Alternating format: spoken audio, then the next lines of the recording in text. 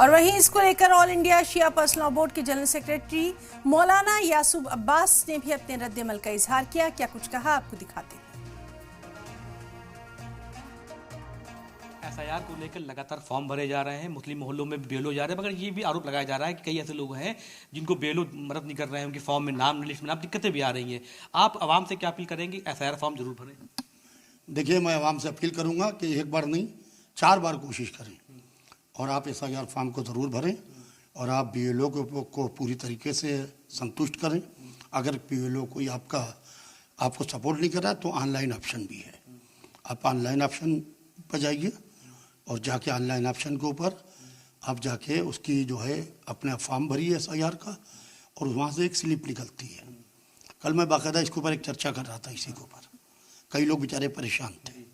एक आदमी 4 बार जा रहा है, उसको दौड़ाया जा रहा है और ख़ास तौर से मुसलमान भाइयों को इसमें आजिज़ किया जा रहा है, परेशान किया जा रहा है। तो एक सोची समझी मेरे ख्याल से रणनीति है कि मुस्लिम इलाकों में मुस्लिम्स को टारगेट करके और इनको वहाँ से माइनस कर दिया जाए।